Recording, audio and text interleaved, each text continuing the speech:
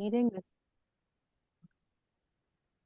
Um, Welcome, everyone. This is a meeting of Lower Hudson Group of Sierra Club, together with our co-sponsors, which are Clean and Healthy, Grassroots Environmental Education, Religious Orders Along the River, ROAR, Safe Energy Rights, SAPE, which is Stop the Algonquin Pipeline Extension, United for Clean Energy, and WASS, which is Westchester for Sustainable Solutions. So I want to thank all of our terrific co-sponsors. We're going to be discussing toxic chemicals um, this evening. My name is Peggy Kurtz. I'm on the, George, can you continue to admit people? We're going to be talking about toxic chemicals this evening.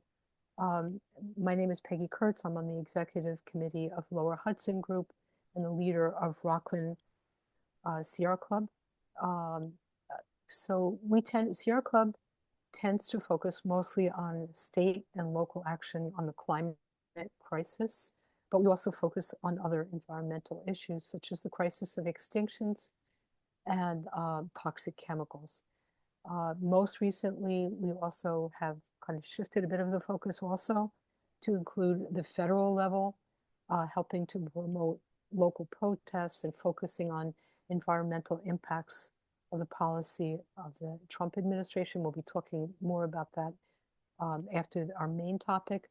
And so we are currently quite focused also on federal action, including in regard to toxic chemicals. The issue of toxic chemicals came into much sharper focus for many of us locally when we got notices that our drinking water is contaminated with PFAS chemicals. But as you will hear, even if you are not in one of the communities, you did not get one of those notices from your drinking water provider. These chemicals are everywhere. I'm talking right now about PFAS chemicals, but also other chemicals as well. This is hard. It's certainly not limited to one or two communities. It's really, these chemicals are in all of us, and they're in our drinking water and in thousands of consumer products that we use every day. So I want to introduce now our two speakers. They'll be speaking again. I just want to repeat that because of past Zoom mobbing, we've kind of set it up so that you can't unmute yourself during the course of the program until we get to the discussion part, and then we will open it up for people to be able to speak. Similarly with the chat, we're going to open that up a few minutes before we're ready for the Q&A and the discussion, and then you should be able to either put your questions into the chat or raise your hand. Raising your hand is at the bottom of the screen where it says react. There's a heart. You should be able to do that too. So Caitlin Ferranti is the Sierra Club Atlantic Chapter Conservation Program Manager. She's also in charge of, she works on toxics, the toxics program for Sierra Club specifically. And she runs the committee. If you're interested in more, you can also join, there's a committee for toxics as part of Sierra Club Atlantic chapter. Bobby Wilding is co-founder and executive director of Clean and Healthy. She has worked a lot on the co-leadership of the Just Green Partnership, Lead-Free Kids New York Coalition, and she works on together, as Caitlin does, I'm sure, also with other states, so safer states. Yeah, with that, I'll turn it over to Caitlin and to Bobby. Thanks, Gail, or thanks, Peggy. Peggy, can you do me a favor? Bobby had to rejoin. Can you make her a co-host? I can't seem to figure out how to do it, or it's not letting me. Sure, if I can find her, I'll be glad to do that. Okay, I do see her.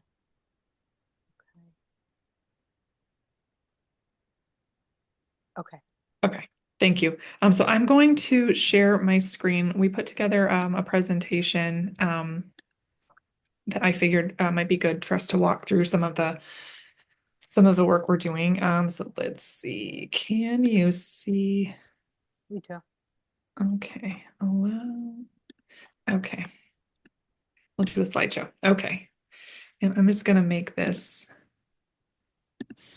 All right. So I'll kick off with our toxics work here in New York. We have been working, Bobby and I have been working together on toxics policy and things like that for, this is my 15th year in the Sierra Club. I know Bobby's been doing this for a bit longer, so it's been exciting to work alongside her and others in New York State as we try to tackle this issue. So one of the bigger issues when it comes to toxic chemicals in New York is that in the way that or not just in New York, but in the United States, we have almost 90,000 chemicals in commerce. And these chemicals do not need to be tested for safety before they're used in products. Only about 1% have been tested for safety. And this is very much different than the way that the European Union goes about regulating chemicals, where they have to undergo rigorous safety assessments before these chemicals can reach the European market. Let's see. All right. So we mentioned the Just Green Partnership before. So what this is it is a coalition of groups working on toxics issues in New York State. It's co-led by Clean and Healthy and We Act for Environmental Justice. And Sierra Club has been on the steering committee for many, many years. The mission statement of the Just Green Partnership is a clean and safe environment is everyone's birthright. It's not a privilege exclusively for the wealthy and well-connected, but a right for everyone. Safeguarding the natural environment can't be separated from promoting social justice. All people have a right to a world free of exposure to harmful chemicals in our air, our water, and food, where children grow up healthy with every opportunity to thrive.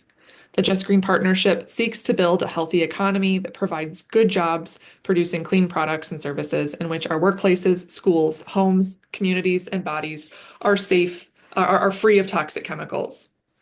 So in our work here in New York, one of the things that, we've really recognized is that Americans really we're close to defenseless against hidden toxins that have infiltrated our everyday products. So there are toxic ingredients in our consumer goods, lead from paint and pipes in our homes. We have toxic facilities emitting harmful chemicals into our air and water. And these chemicals have profound lifelong impacts. They can contribute to things like cancer, diabetes, heart disease, infertility, birth defects, and other health problems. They also poison our air, our water, and our communities. So some ways that the Just Green Partnership has really tried to tackle or address these toxic chemicals in New York are through two different ways. We've gone through market campaigns and corporate accountability, and then through policy and legislation. So an example of market campaigns and corporate accountability is where you urge and push businesses to make changes based on the pressure from consumers. So this allows us to put pressure on stores through demonstrating what we want. So going to the storefronts with signs, doing petitions to store owners. So we had some success in the past, or more recently in 2023, both REI and Dick's Sporting Goods through pressure put on these businesses through outside market campaigns, they took accountability and said they would phase out PFAS and textiles sold in their stores. And I'm going to share this presentation with Peggy afterwards so that she can share this with everyone. So the links you'll be able to click on some of the links and read more of the stories. But these are just two examples of these market campaigns. So where a lot of the work that we have done at the Just Green Partnership is through policy and legislation. This holds manufacturers and businesses accountable through laws and regulations. And New York really has been a leader in a prime state for toxics legislation over the years. Been a little lacking in some of our PFAS leadership in terms of not in terms of getting PFAS out of certain product sectors in the last few years, but we have really been at the forefront of this work for decades. So all of the chemicals the chemicals that I was going to list below, they are known carcinogens, mutagens, endocrine disruptors, or have other adverse health impacts. These are all chemicals that have been targeted because they are known to be dangerous to both our health and the environment. So some of our real highlights over the years, we've got BPA out of children's cups. This was a huge win. I believe it was just before 2010. Suffolk County passed a county legislation, which then led to statewide legislation, where it was one of the first times we were able to get these toxic chemicals out of children's cups. Labeling of menstrual products. This was an ingredient disclosure law that required that manufacturers of menstrual products had to list on the products themselves the ingredients of these products.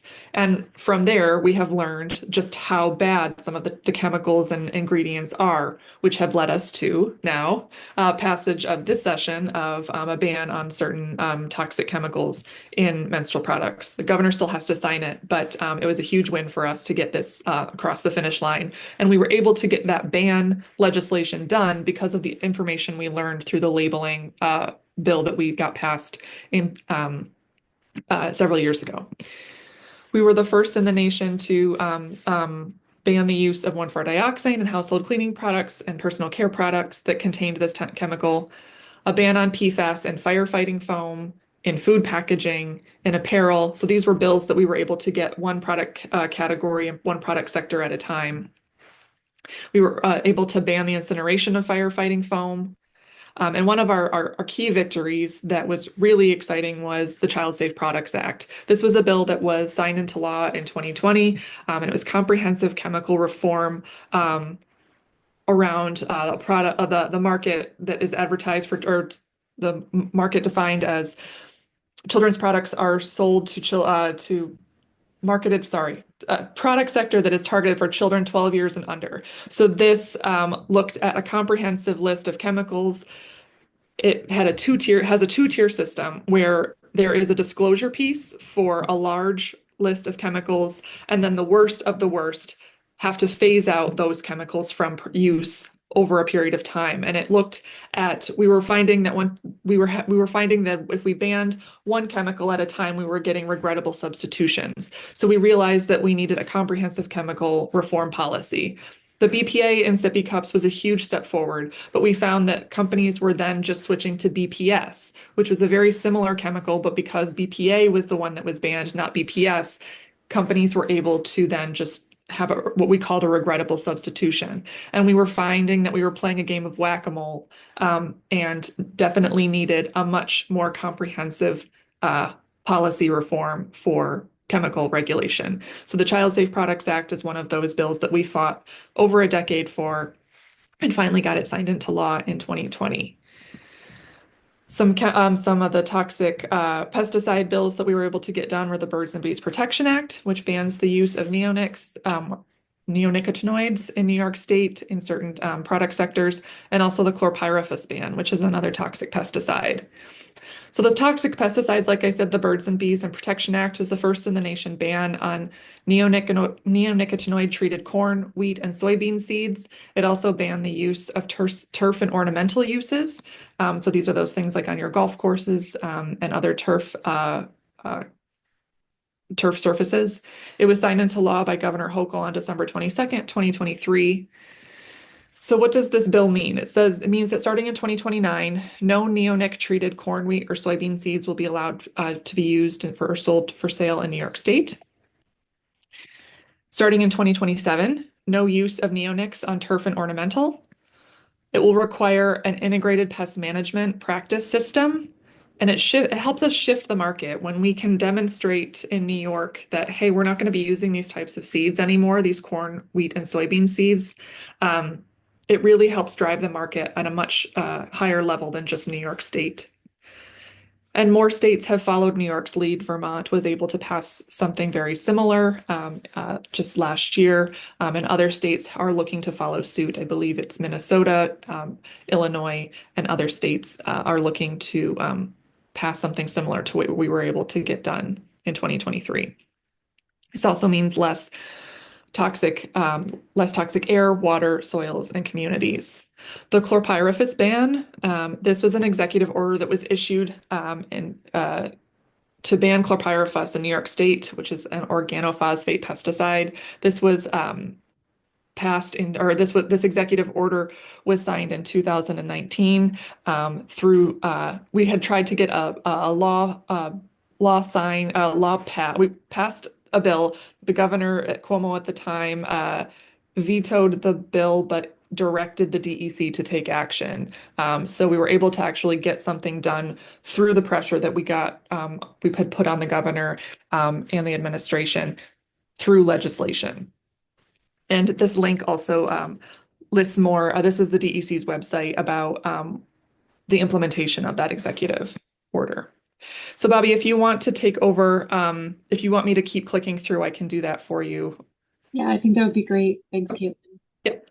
So I am going to talk a little bit about the PFAS problem and why we are focused on PFAS in particular. So we can go to the next slide. So PFAS, we call them forever chemicals because they are incredibly persistent in the environment. PFAS stands for per and polyfluoroalkyl substances. And there are about 15,000 different chemical structures that qualify as PFAS. So if you think about what Caitlin was saying earlier, if we went after each of these individually, you can imagine, even if we were successful at banning them across all uses, which does not happen very often, one a year, right? That'd be 15,000 years before we would have gotten rid of this entire class. And so as a result, New York has taken action where we have a definition of PFAS that means one fully fluorinated carbon atom, which is incredibly wonky. Suffice to say, it covers like the whole suite of PFAS, and whether they're very small or very large, there are health effects that are associated with PFAS. And so we find them in a really wide variety, and there's a later slide that'll get into this, in a really wide variety of uses. You will know of PFAS if you've got Teflon pans, if you use Glide dental floss, if you are ever doing any plumbing and wrapping that like Teflon tape around your shower head screws. And that's just a couple of places. You use Band-Aids, there may be PFAS. House paint now has PFAS. Anyway, it's a huge amount of different products because what PFAS can do, or at least the uses that we use for Teflon, is it's both stain resistant and water resistant. But other PFAS have other qualities. Some of the very small ones are used in refrigeration. Some of the very small ones are also used as pesticides. So they are widely ubiquitous. And so as a result, we can find it in our indoor air, in our dust, in our homes, in lots of too many cases, in our drinking water. And because it's used in manufacturing processes, you can find PFAS showing up in foods like ketchup and peanut butter and things like that because of the way that the food is made in the first place. So let's go on to the next slide. So the reason that we're worried about this is, as I said before, whether it's a small PFAS or it's a really large one, there's a host of health problems that can come from PFAS in our bodies. That includes a weaker immune system. Specifically, they found that our bodies don't respond to vaccines as well, which is a little unnerving as we think about needing to have our vaccinations up to date on things like COVID or measles. They can also contribute or cause cancer. Certain PFAS can raise our cholesterol levels. They can produce pregnancy-induced hypertension, cause liver damage and kidney damage, reduce our fertility, our ability to have children, increase risk of thyroid disease. At high levels, there's evidence of birth defects. Really, there's most of our bodies are susceptible to harm. And I would also say that we should be concerned because there's really, just like there's no safe level of lead, which is sort of the original forever chemical, PFAS, there's really no safe level of PFAS. When we talk about how much is allowed in drinking water or other things, we're talking about parts per trillion, which is minuscule, right? It's the kind of scale that the American Chemistry Council used to tell us, you know, is one dropper full in a full Olympic-sized swimming pool. Well, the problem is that our bodies work. Our bodies send signals to each other as hormones between cells at that same threshold, right down in the parts per trillion. So if our body's sending signals at that tiny scale, and there are other chemicals that can act like hormones at that tiny scale, they can have huge impacts on our health and well-being. So let's go on to the next slide. So PFAS is everywhere. It is used in such a huge number of products. So it's used in paper and packaging. It's actually in ink.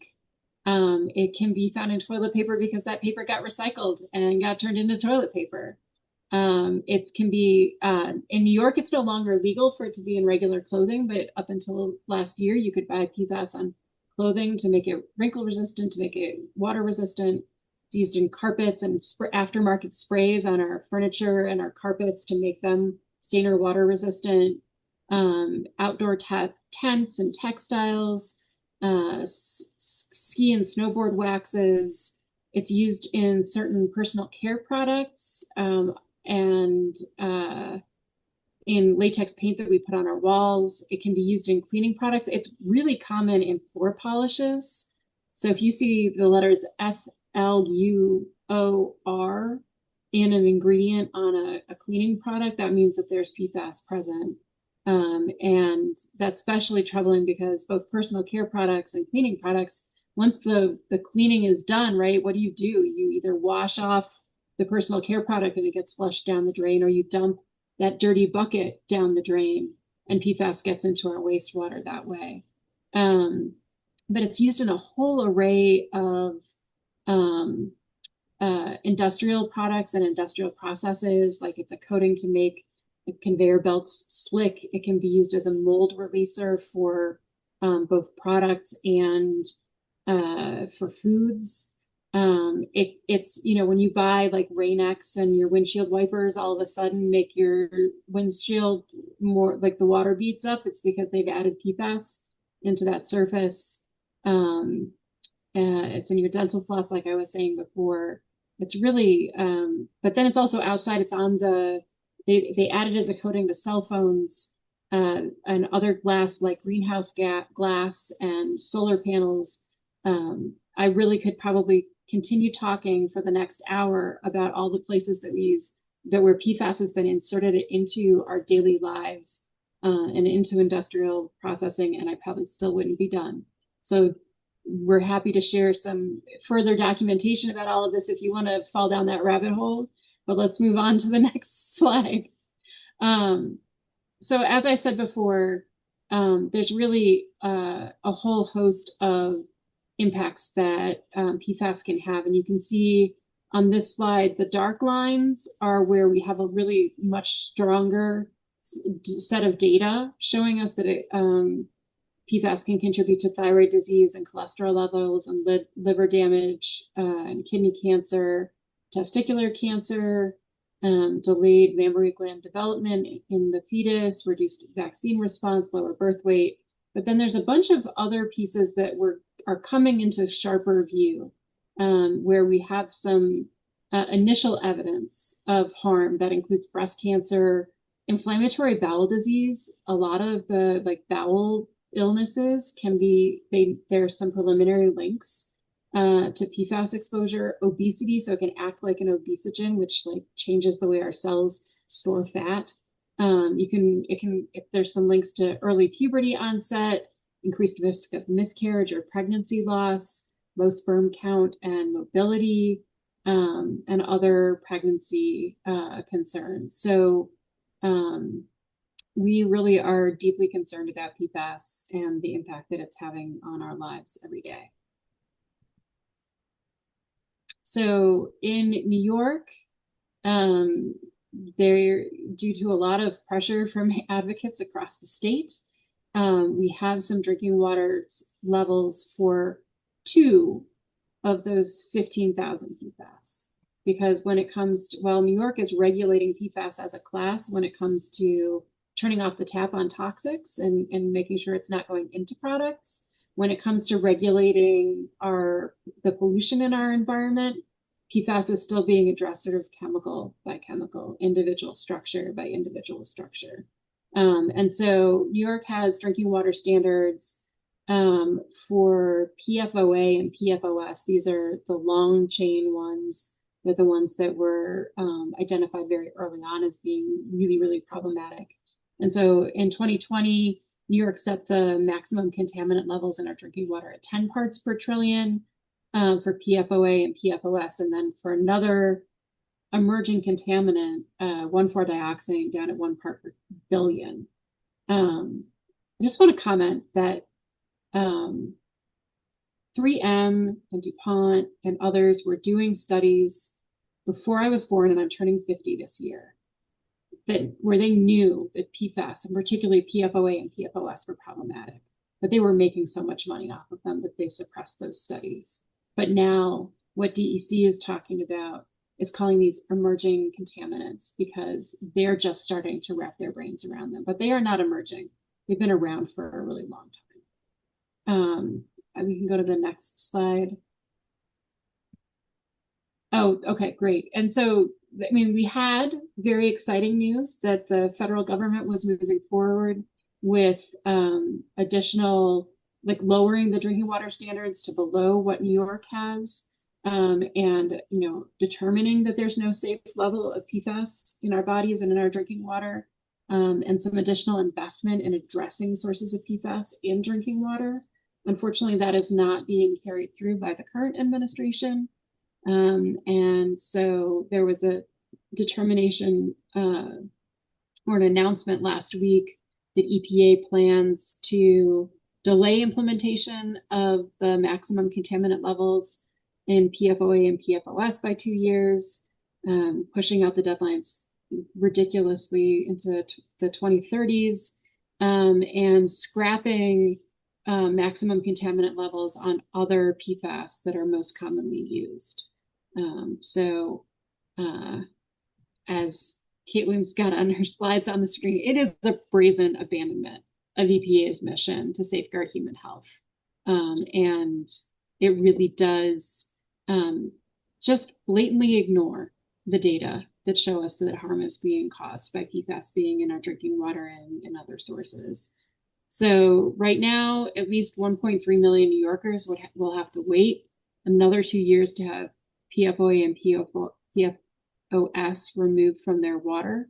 And it means that, water utilities have longer to act. But we know that PFAS is one of those chemicals that it bioaccumulates. So that means it builds up in our bodies. So all of our exposures end up being cumulative, right? So we add on. Every single one is like another straw on the camel's back until our bodies can't take it and we have health effects. So I'm going to pass this back to Caitlin. Yeah, great. Thank you. So what can we do in terms of the federal drinking water standard? What can you do? What can we do?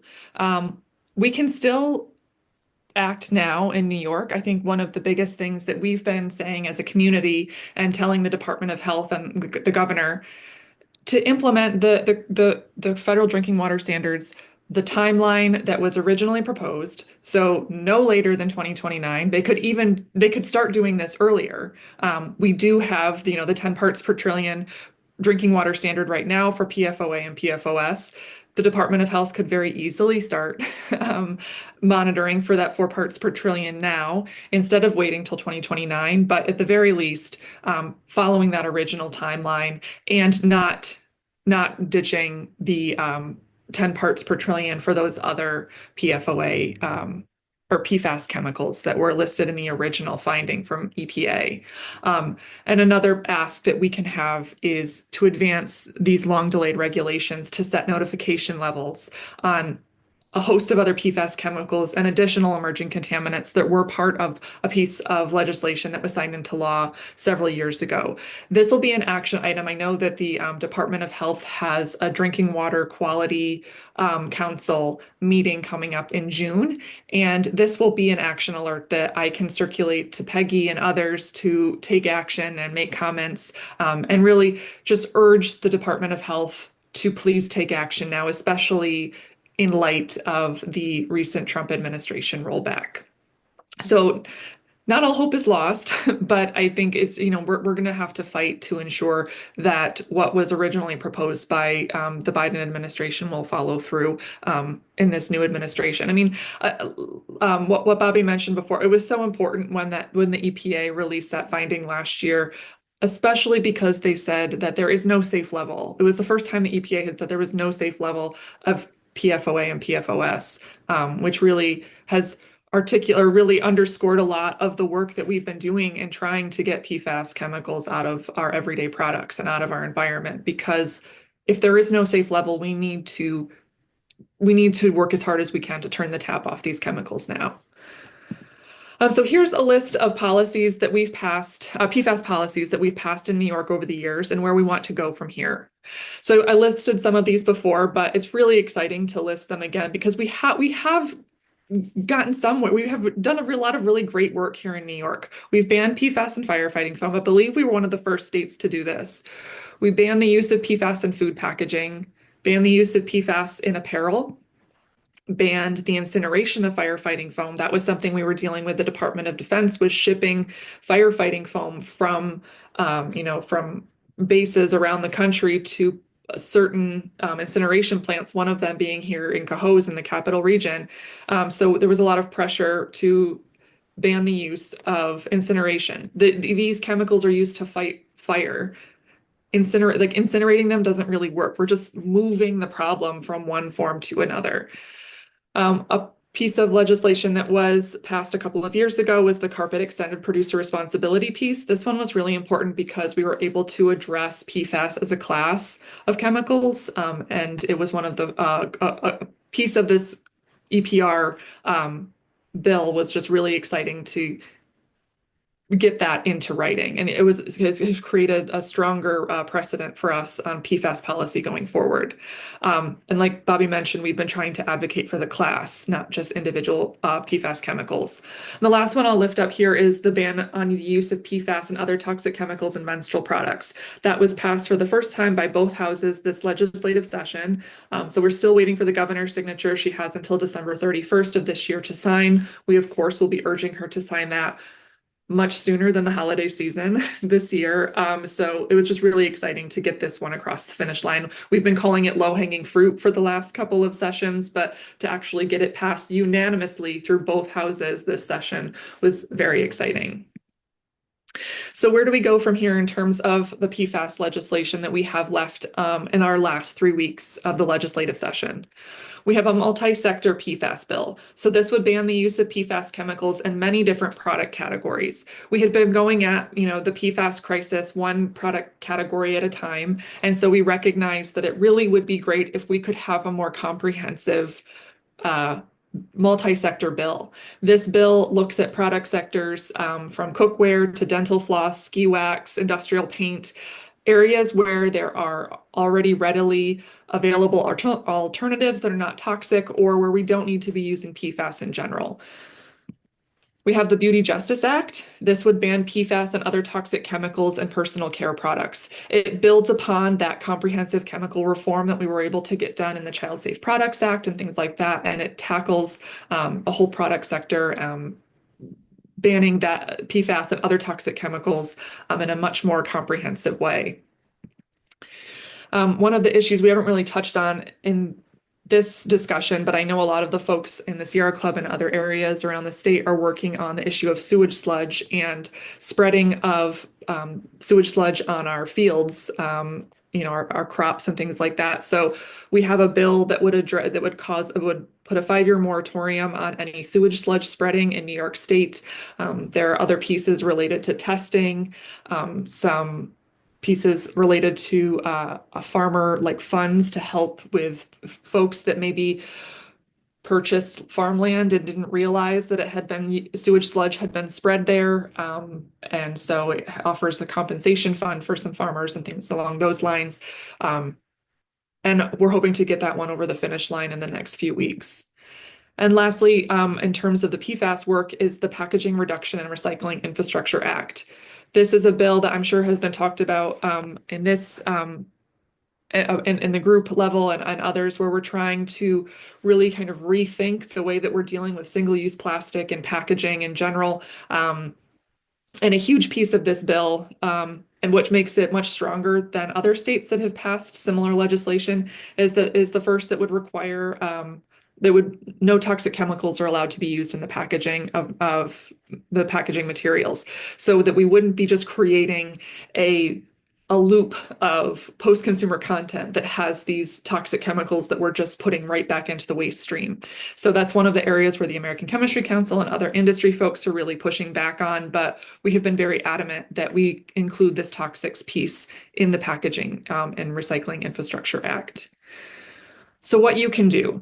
So we have some action items. You can send messages to the leader of both the Senate and the Assembly. So Andrea Stewart-Cousins is the Senate Majority Leader, and Assembly Speaker Carl Heastie. We have several weeks left to get these 4 pieces of legislation that I just mentioned across the finish line.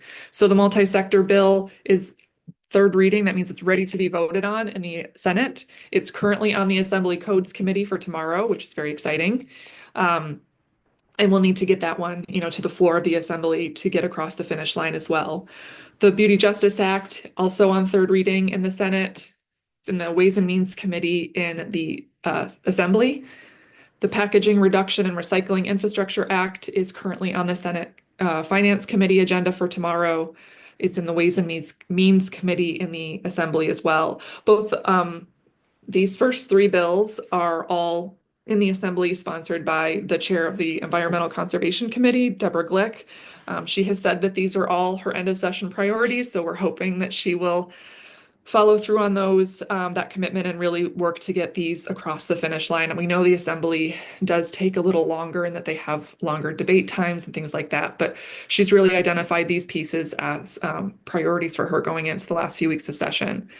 Then the biosolids land application, the 5-year moratorium, has a bit more to go in that it was reported out of NCON in the Senate, but it's now it's in the Agriculture Committee, and it is currently in Assembly NCON. So that's one that we'll be putting pressure on multiple members of the houses to get this through in the last couple of weeks. Then I've got a link to our full list of the Sierra Club's legislative priorities for 2025 on our website. And then just lastly, as we finish up, I just wanted to lift up some areas where PFAS is currently in the media. There's some great films out there. The Devil We Know is a documentary. Dark Waters is a dramatization of The Devil We Know. And then How to Poison a Planet is a newer documentary that's out, how they were dealing with some of the PFAS crisis in Australia. Last Week Tonight with John Oliver had a PFAS piece from several years ago, but still really, really important. Then the New York Times has been covering the sewage sludge and PFAS crisis since last fall, and some really devastating but really informative articles about this issue. And then Bobby, I'll pass it back over to you to talk about the launch of Forever Fables. Yeah, so you can see on the Caitlin's slide, but if you peer at my screen, we actually are going to be releasing a series of 3 books now, although it may extend.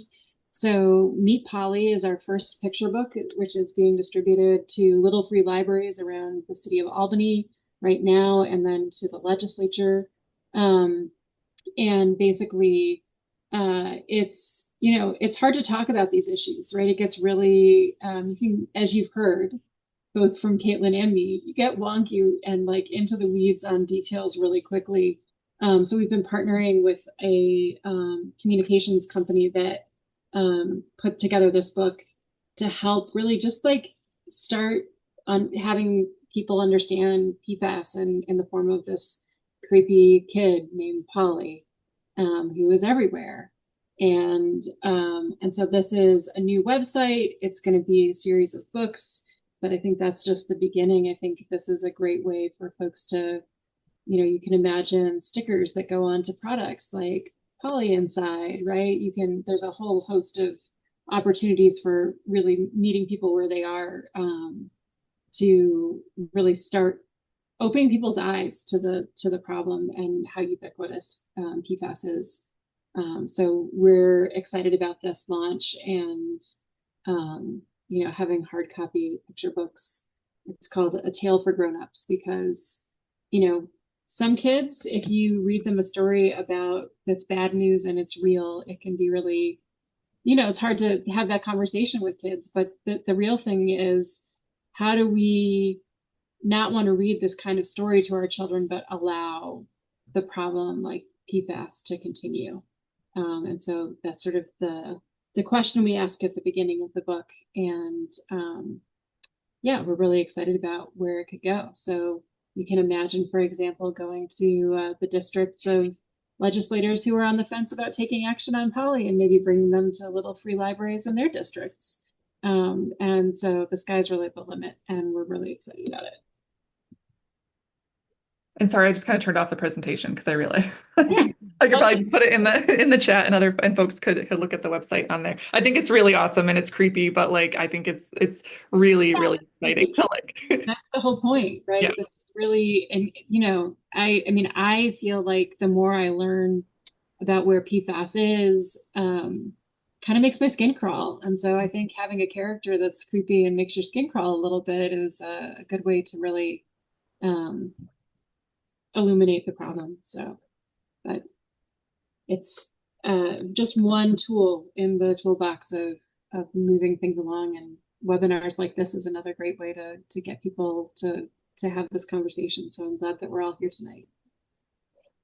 Thank you so much. And I want to say that we've now opened up the chat for questions, and you should be able to raise your hand and then unmute yourself if you have questions.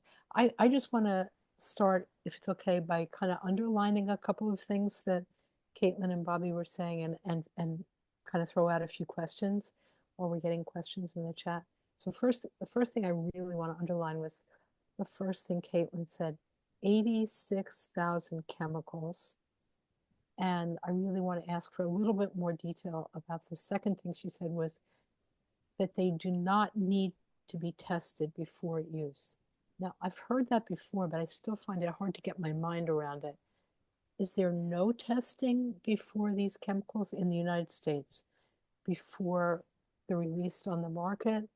And can you kind of contrast that with the precautionary approach that I know that is used in the EU, which may not work perfectly, but maybe it works better than what we have?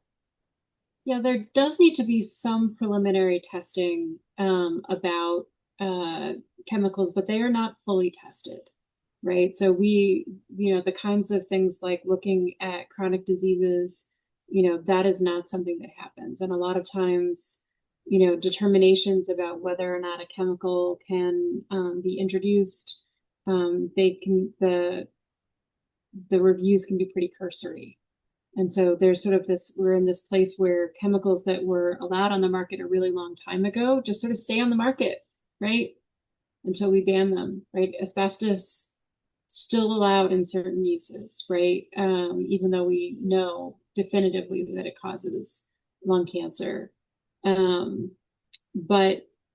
Under the rules, when the Toxic Substances Control Act was revised in 2016, which was a campaign a lot of advocates worked on for a long time because it hadn't been updated since 1976 when it was created. Then under an administration like the one we have, they can accelerate determinations that chemicals are A-okay. And so we have like some new reviews that are likely to be vastly insufficient.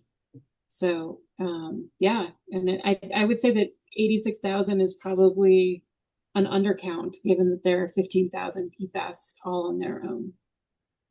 So I've heard it described, the US policy described as innocent until proven guilty. In other words, if studies are done that show that a particular disease, once it's out on the market, that show negative impacts, then they'll pull it back off the market.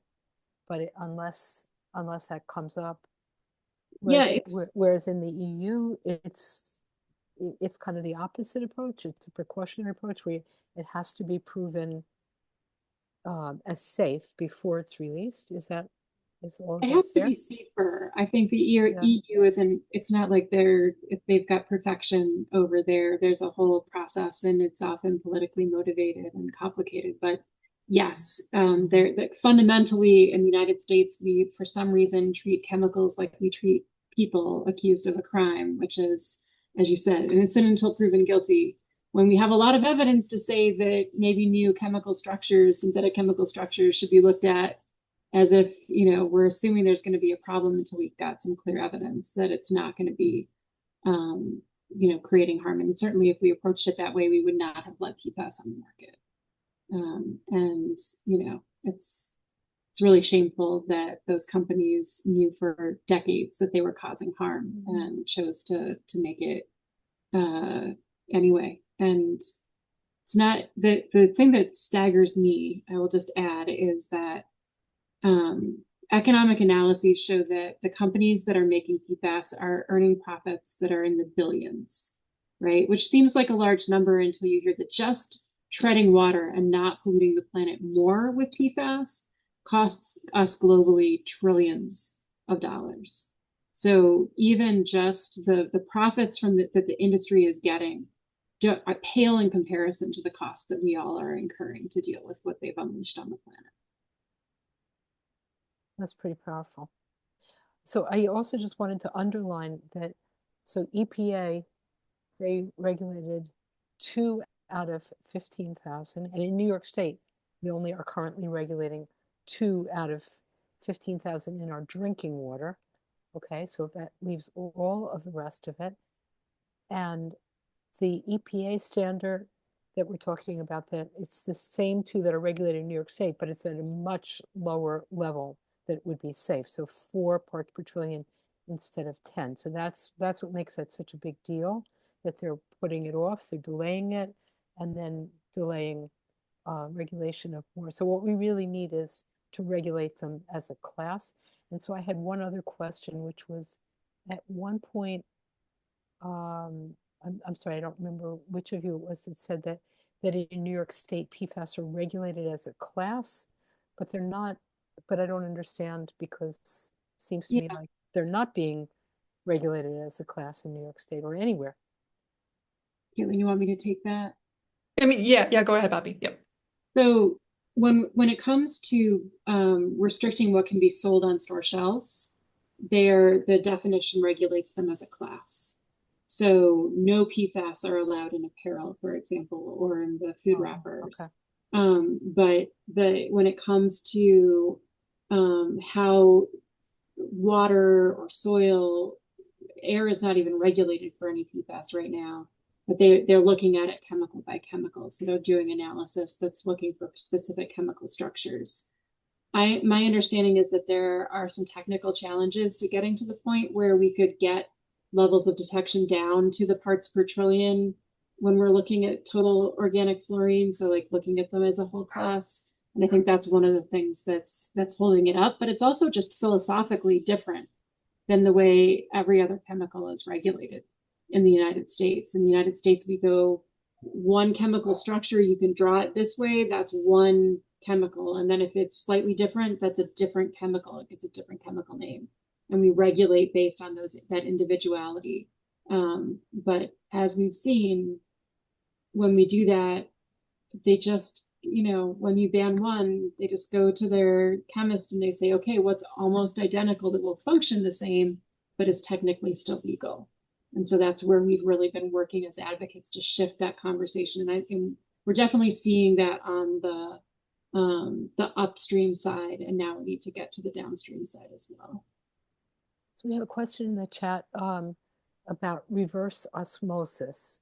Does anyone know if reverse osmosis really remove it completely to zero? You want to talk a little bit about filtration systems that people in general and reverse osmosis specifically?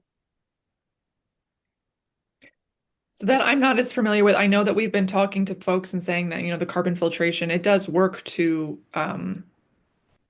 remove the PFAS from drinking water for the most part. Correct, Bobby? Like I know was it granulated activated carbon that, Yeah, that's being used in water treatment facilities, but the reverse osmosis systems that you can get for your homes can remove PFAS much more effectively. It's hard to do that at a very large scale because it wastes a lot of water, yes. with a fair amount of water disposed. But it does, in terms of what comes out of the tap, a number of those reverse osmosis systems have been tested and shown to, because the pores in the membrane are smaller than the size of the PFAS, it just lets the water molecules through. So it can be a much more effective filtration system for homes, but it'd be very, very expensive to try to do that at the commercial scale. And obviously, like we want to offer, like there is hope in that we can, remove it from the waste or from the water stream. It's just, I think for us to, we don't, as with, any type of waste, we want to create a system where we are turning off the tap on the waste stream to begin with. We don't want to just create like, oh, if there's an end game, an end way that we can get rid of this, then what's the incentive to turn off the tap on the toxic chemicals? So obviously we're going to have to deal with the crisis now that we're, in our water and in our waste stream, but we're as advocates constantly working to try to get them out of our everyday products and, the manufacturing processes in general, just to, we're already in a crisis. So like, we really need to address it now. And I think I've read that 80% of our exposure is through the consumer products, 20% through the drinking water. So I don't know, maybe you want to talk just for a minute about how to find information about consumer products, because there are a few sites that are pretty helpful on that. Momavation has some really great information. I can put that link in the chat. She's constantly testing products for PFAS. She's actually one of the ones that when she was looking at, was it the dental floss, when she found that it was the highest like levels of PFAS in any product she'd found were in the dental floss. It was really kind of terrifying. But I think that there are a lot of really great lists out there we can put in the chat and send out with Yeah. backup information. But I think like what Bobby had said before, knowing what to look for too on an ingredient list when you see like those well, what did you say it was before, Bobby? Like the flora. Yeah, it's like, think about flour, but you reverse the O and the U, so it's FLUOR is fluor is then fluorine. Yeah. But like the challenge is that for a lot of products, they don't have to put ingredient. I mean, think about all the things you don't get ingredient labels on, right? Like even our clothing that says like 100% polyester could have been treated with PFAS and they wouldn't have to disclose it.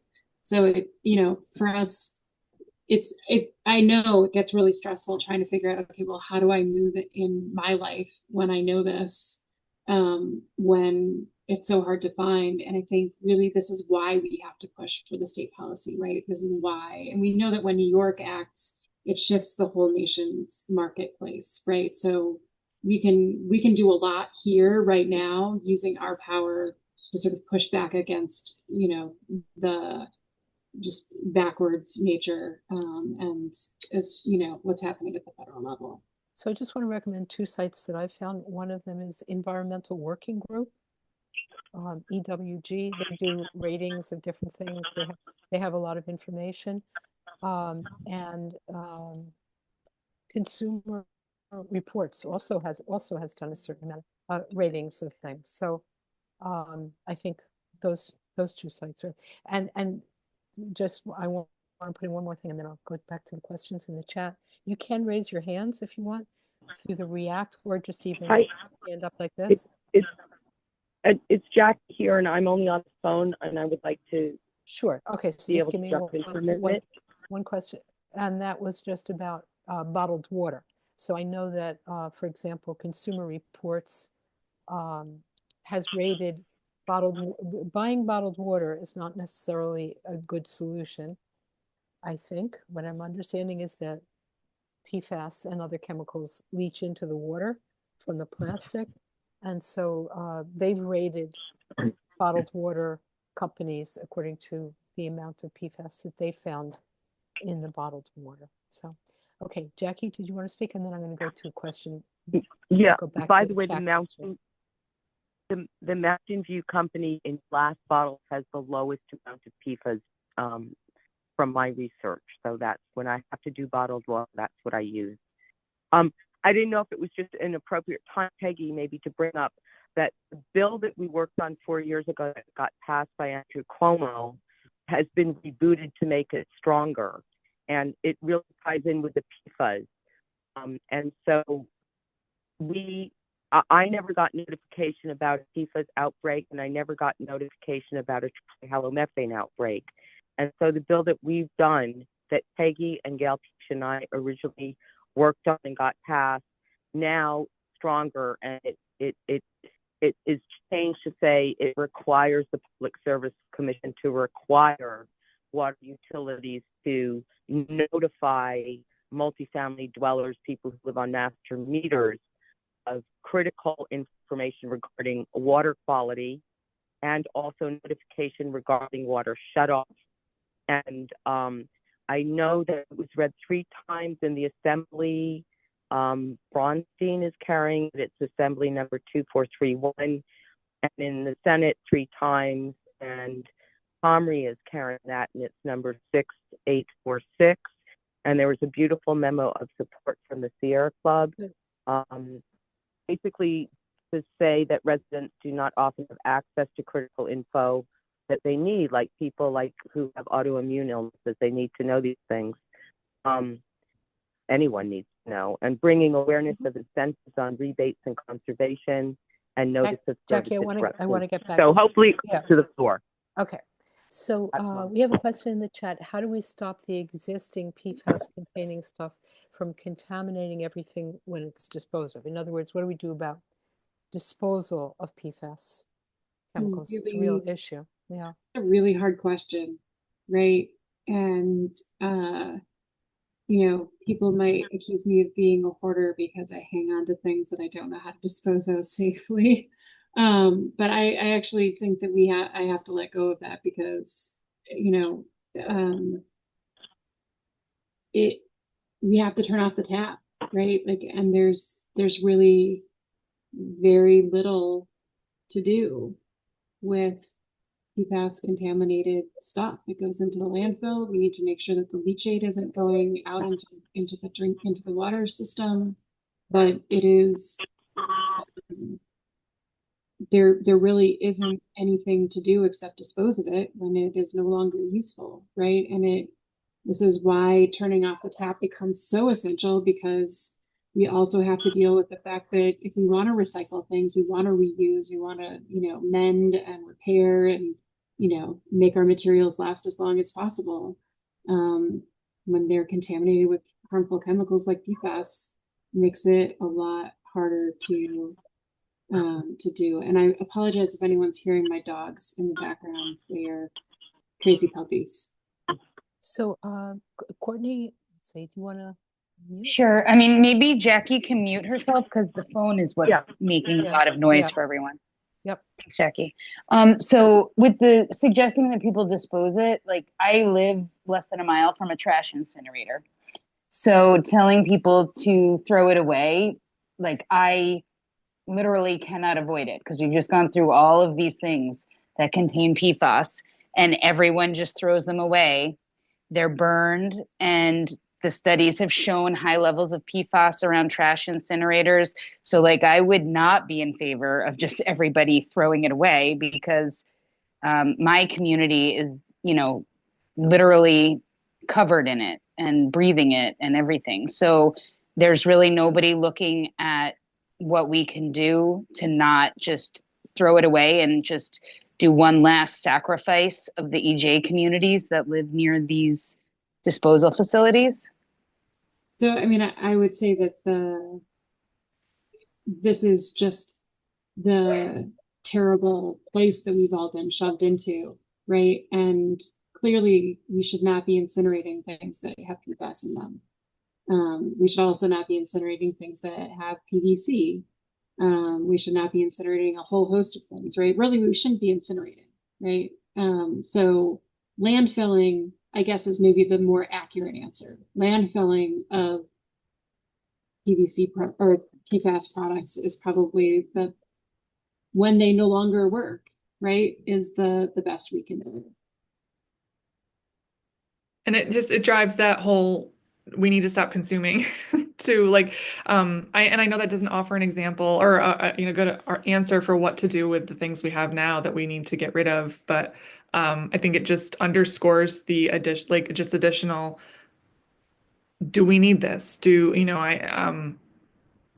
It's such a vicious cycle and it can get very overwhelming. And I don't want to like leave this call with despair because I mean it is really easy to just go down this toxic chemical like rabbit hole and just feel helpless. It's just really overwhelming. But at the same time, we have to do something. And so that's what gives me hope and recognizing that we have gotten some policies done and we have to just keep pushing and pushing back because if we don't, no one will. And it just So on the hopeful side, I just want to say what I've experienced. So the multi sector bill is actually something that Ken Zabrowski, who was the assemblyman for Michael, I see you, and just give me 1 second. That he had introduced, and he worked together with. I saw this coalition of environmental organizations from many states. Sierra Club obviously is national, but there were lots of other groups working together with Sierra Club and Clean and Healthy and our Natural Resources Defense Council. So the states are working together. They're watching what each other do, and they're kind of working together. So what we do in New York State really is critical because it helps other states take that step too. Before we switch, can I just say again to Courtney that it's a terrible situation, right? Like, and I just want to say that I hear you, and it's a terrible situation. And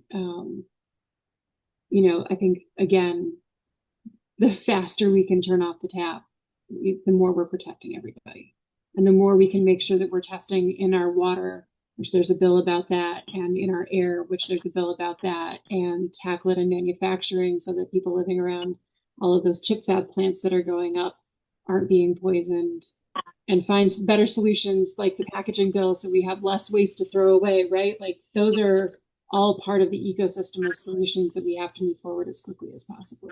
Yeah, I'd love for some zero waste solutions to be incorporated too, because I think that would capture the disposal portion of it. Because WASP fully supports all those bills, and we were up for lobby day for the Bigger, Better Bottle bill and the Packaging Reduction Act a couple weeks ago. And I did drop in the chat for folks who are interested a webinar that we did specifically around PFAS and incineration, if people want to learn more about that, because so many of our communities are burning garbage.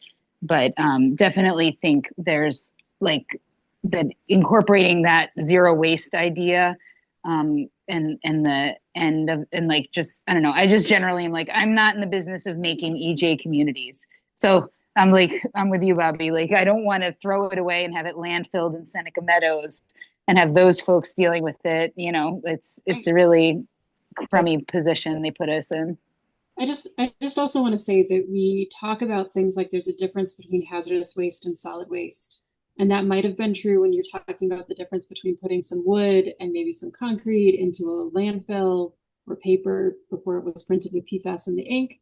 Right. But really right now, so much of our solid waste is actually contaminated with toxic chemicals that it's this misnomer. And I think we also would be better off talking about waste and not trying to make those separations because, and I agree, solid, like buying less, using what you have, all of those things so you don't need it. But when it comes to a Band-Aid, what do? Yeah.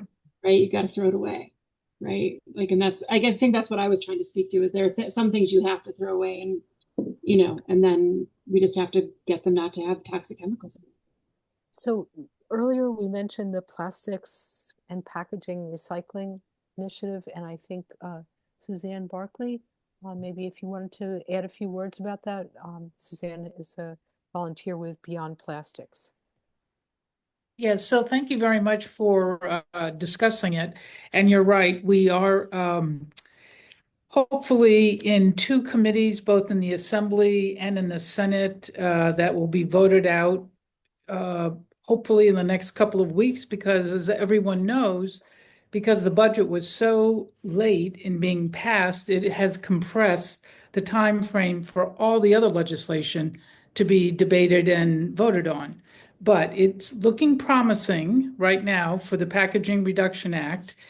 And in addition to Andrea Stewart Cousins and Carl Heastie, if you live in Rockland, it would be really helpful if you called Aaron Weeder, because hasn't taken a position on this, and he really needs to be urged to get off the fence. Luckily, Pat Carroll, our assemblyman, is on board. If you live in James Skoufis's district, Senator Skoufis, he has backed a very uh, poor excuse for a packaging reduction bill. There's an alternate that the industry has come up with. So again, he needs to be called out on that. So, any kind of pressure you can put on your elected officials is really important at this point.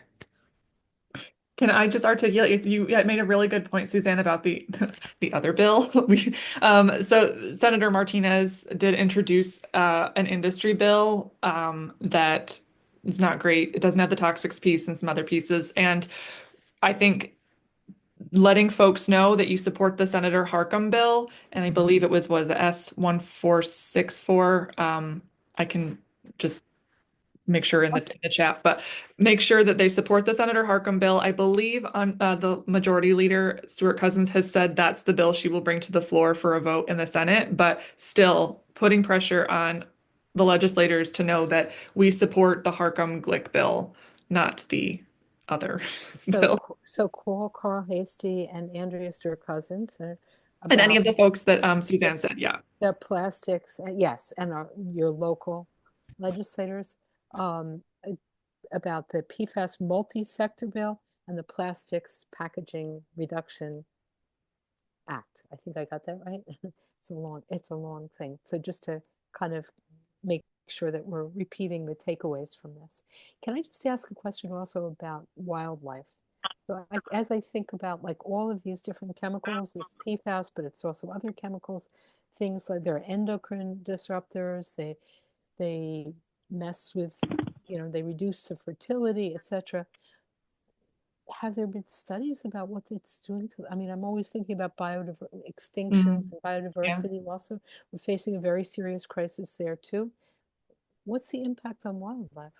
I mean, I know, especially with the Birds and Bees Protection Act, that was the neonic bill. Obviously, like there was a lot of emphasis put on how the neonicotinoids were impacting pollinators, but there was a lot of science that was coming out from Michigan and other areas that demonstrated just how bad the neonicotinoid chemicals or pesticides were for large mammals, for aquatic animals. They decimated fish ecosystems in Japan. And if they're impacting, wildlife or large white-tailed deer, other large mammals,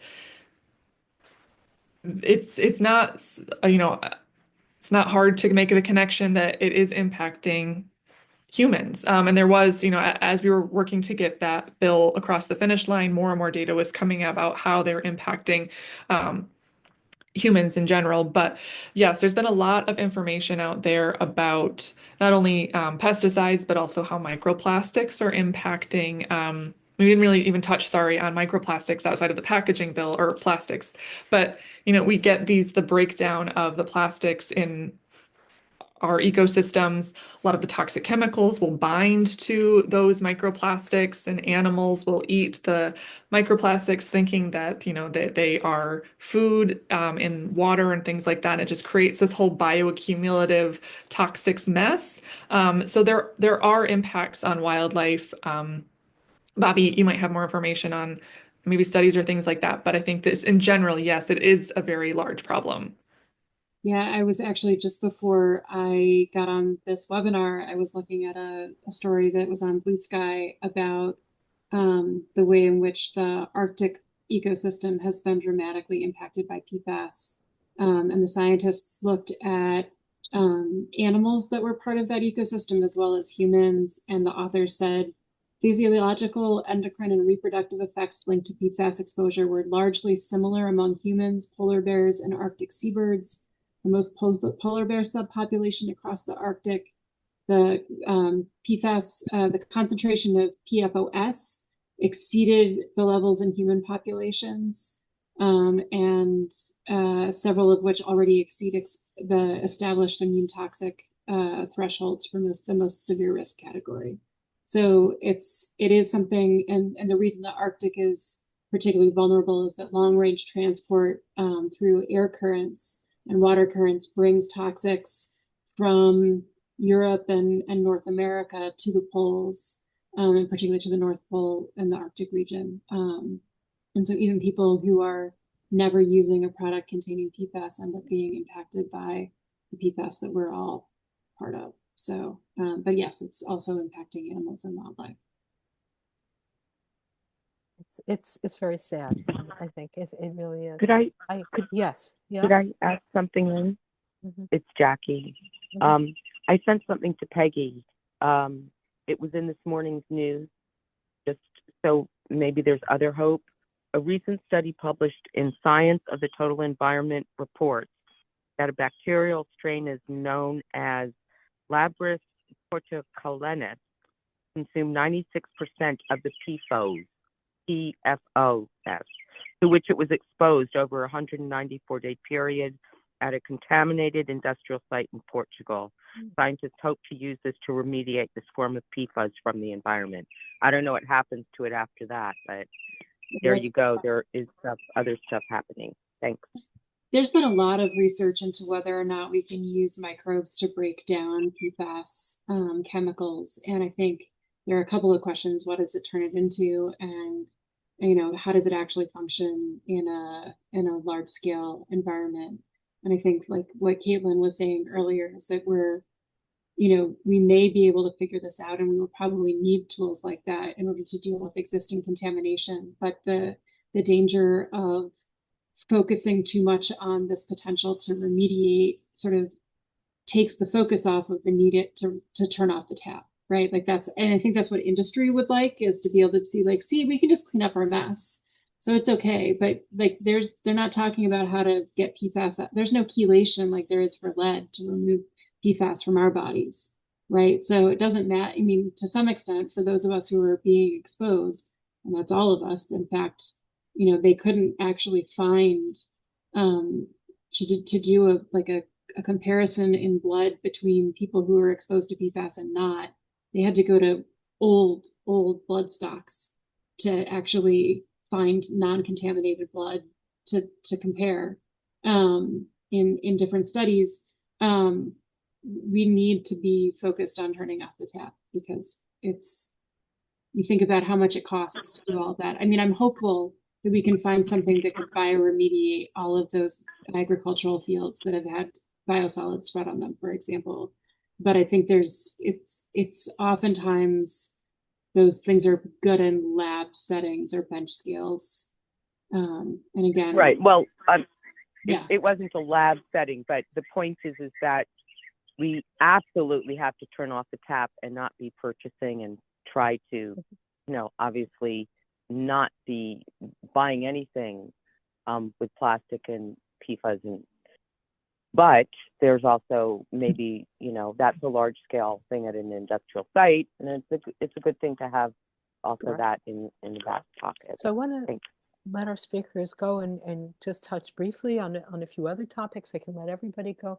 I just also want to remind people about the 3 movies that were mentioned. I think it was 3. I just watched over the weekend How to Poison a Planet. It is so powerful. And it does Oh really my God. what it really brought out to me was that 3M knew about the health impacts going back to 1978, I think it was. I think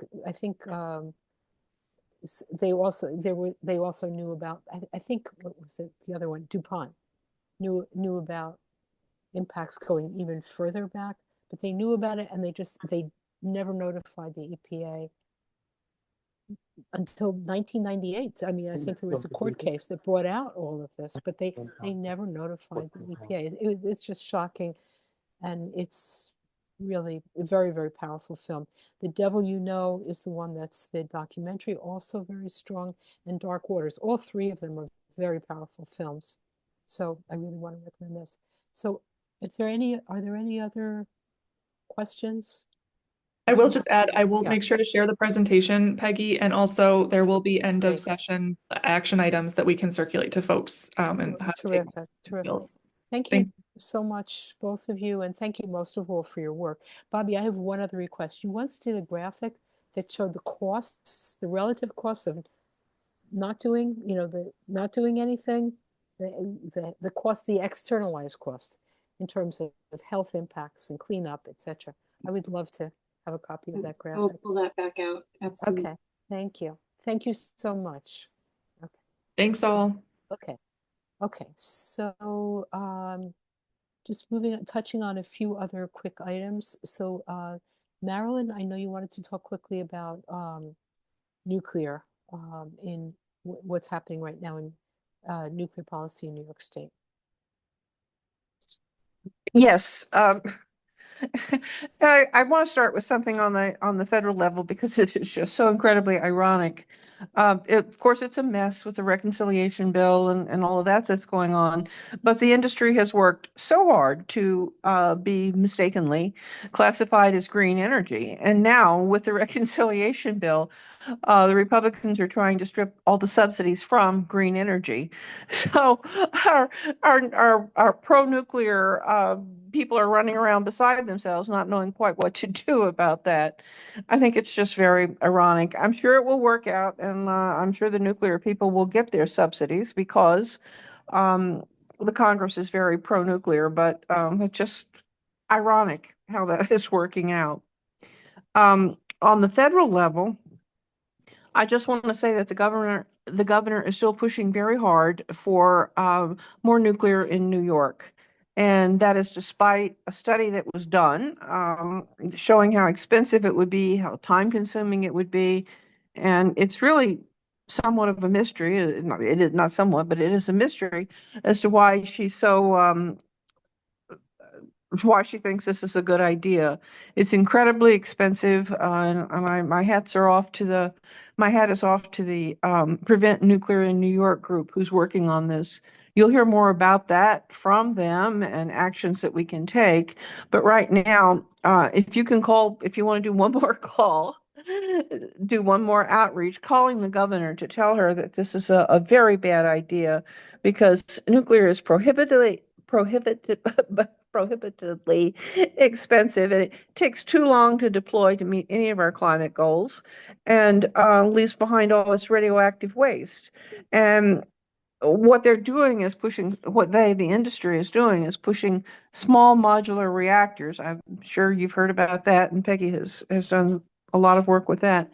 But the same thing applies, big or small, the same thing applies. Too expensive, too time consuming to build, and kilowatt hours, the cost per kilowatt hours is also way too much. So there is a petition. Maybe I'll send the petition to you, Peggy, just so that the body of it maybe you can send it out in the minutes and people can see what the petition says. And if you're tabling or doing anything like that, it's a Sierra Club petition, just and have people sign. Tell her about the mitigating climate disruption demands. And it's just not a sound budgetary thing to do for New York State. And, I keep watching to see, and I'm sure it will come up eventually, there will be, I am positive, a movement to put small modular reactors at Indian Point. So nuclear is, it has to be watched. We have to do what we can to prevent it, and calling the governor and saying that this is a bad idea would be very helpful. So you mentioned the reconciliation, the budget, the federal budget. So I just want to briefly ask people to take one other action, and this was to call Mike Lawler, Very good. representative, so there is a vote that, this in the budget that could threaten billions of dollars in clean energy grants and loans and Yep. significantly scale back tax credits for renewables, as Marilyn mentioned.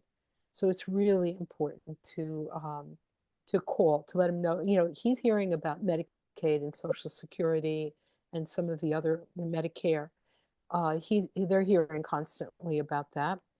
But, I think that's obviously extremely important, but it's also important that we've made so much progress with the climate bill that was passed under Biden.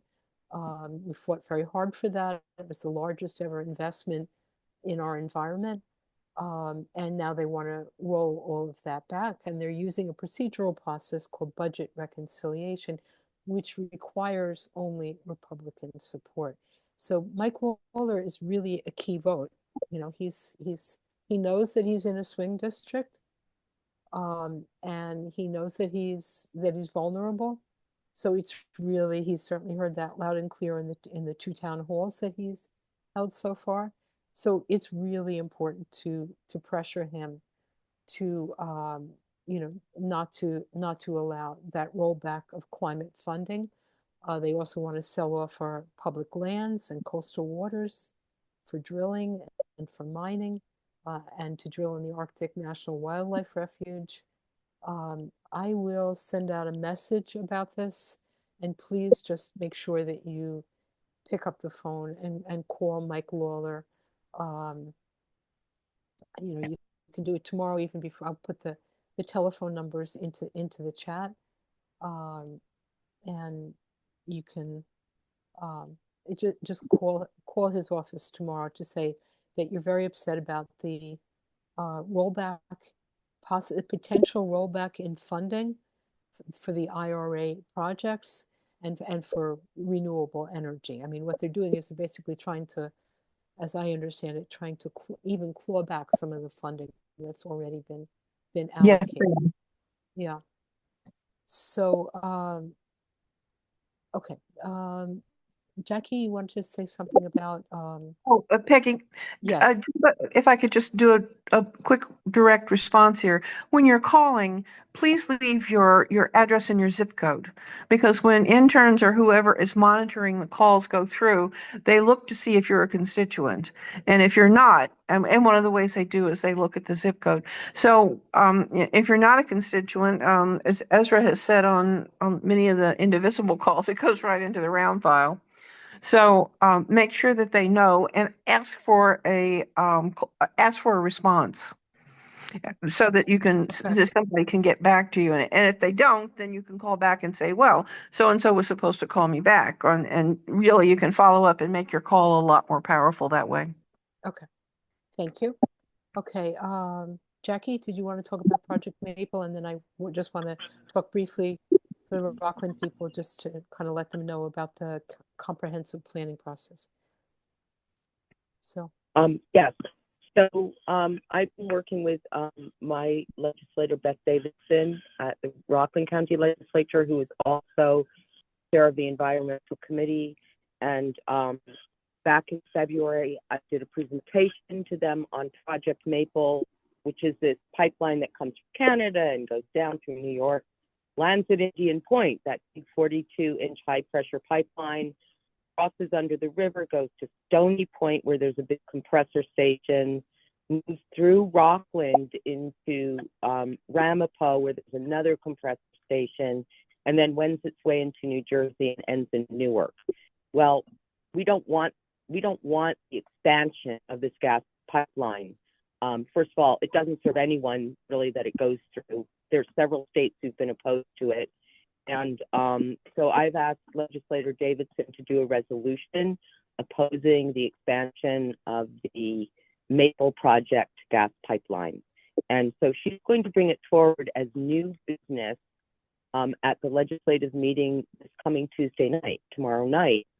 And I'm hoping that there are some people who are going to come to support that. I know that some people from Westchester, such as Marilyn and Susan Van Dolsen, and maybe some others, may come, because when Rockland County does a resolution, it's usually so strong that sometimes other communities use it as their model. And so I'm just hoping for some more people to come out to support me and Beth Davidson, obviously. So the meeting is at 7 o'clock. You have to get there a few minutes early to sign in if you'd like to speak on this subject, to encourage them and thank them. And then I guess they have some kind of meeting. Maybe it's just committees do reports or something, and then they get to the new business. And that's where that will be hopefully passed. Thank you very much, Jackie. And thank you for your work on getting this introduced. The last thing I Thank you. wanted on my agenda was just I wanted to make sure that people in Rockland County are aware that there's a planning process going on right now. The county comprehensive plan, this kind of lays out sort of the policy. I don't know, Suzanne, you probably could explain it better than I can, but it basically lays out the underlying policy based on which will guide the county and any new programs, regulations, laws that are passed going forward, and basically kind of structures it. And it really, there's a series of meetings in May and one early in June, at which you can go and you can hear a presentation and have input. Although my understanding is that you can't, they don't have a speaking period, but you can go around to the different tables and speak to the people there on things like open space protection, natural resources, which I would definitely say includes water. I think we should be speaking out about that. You know, I know they're very gung-ho about economic development, but economic development should be such that it's mindful of the limits of our natural resources. So I don't know, Suzanne, did you want to say anything about it? I don't want to put you on the spot, but I know you're more knowledgeable about this. No, I think you captured it, Peggy. It's really a vision. It's how people want to see the county develop in the future. So that includes physical development, but also policy and programs. Mm-hmm. Yes, cultural, historical, all of that. Right. So it's, if you want more information, I hope you can also comment online. It's envisionrockland.com, envision with an E, okay? www.envisionrockland.com. You know, it's a little frustrating that they don't have a public comment period at the end of their presentation, but hopefully you can write in a little bit longer comments on the website. So any other comments about that? Kathy, I see you. And certainly agriculture, transportation is another one of the categories. So it's 8:30, so I want to stop, but any other questions, comments, complaints? I see. Fika, did you want to speak? Hi there. Well, it's lovely meeting everyone. I really appreciated and enjoyed the, let me turn this off so you can see I'm a real human. Okay. Yes, it was really wonderful and something that is a cause that is really important to my heart. And as a way of support, I would like to offer, if you would like to collaborate and run, I run a few discussion groups, and if you would like to present this topic that you had in hand and any other topic, I find your cause really important, and I would invite you to use the venue that I have as well to get the word out there and find the support that you want. Just spread the word. Did you want to say what the venue is or put it in the chat? Sure. I just didn't want to be disrespectful and talk about something that may not belong to the discussion, but it's called Minds and Hearts Without Borders International. Why don't you put it in the chat and then Sounds good. Yeah, thank you. Sounds good. So I'll put my email as well for you if you would like to get back to me. Good. Okay. I should have mentioned earlier, by the way, that the next month's presentation I'm also very enthusiastic about. And that is, I'm trying to remember the exact title. It's going to be June, it's the fourth Monday in the month, not the third. It's June 23rd, I think, June 23rd. And it's going to be on, and so, so those of you who have been coming regularly, you know that we've been doing a series of presentations on biodiversity. It's a real crisis, the loss of biodiversity and extinction. It's a very, very serious crisis. Um, and I think there's just not enough awareness of it. So we've been trying to do a series of programs on this that will be kind of dispersed through the course of the year. And the next one is June 23rd, and it's with a physician who's an epidemiologist who works for Conservation International. He's the director of their program on epidemics. So he's going to be speaking on the connection between loss of biodiversity and pandemics and epidemics. Where this came out for me was from during the COVID, when we were at the height of COVID, I started wondering, like, this is something that's unprecedented. It's never happened before. Could there be some environmental connection? You know, why is this happening all of a sudden? Yes, we all understand there's more global trade and travel, but could there be a factor aside from that? And I started Googling and I came up with a whole bunch of articles about the loss of biodiversity and the connection to pandemics. So that's what he's going to be talking about. There's an idea called One Health, which is a fairly long established idea, but most people don't know about it. So it's going to be about the environmental connections with pandemics that we're seeing. I mean, think about like Zika and AIDS and Ebola and the bird flu and, you know, all of these things. So that is June 23rd. So I hope you will save the date. So thank you, Fika. I see that and I'll Thank you as take a well. look. Sure. Okay, any other questions, comments, complaints? If not, I want to let everybody go, but thank you so much for joining us and we'll Thank you very much for, connect soon. thank you. Have a good night. Sure.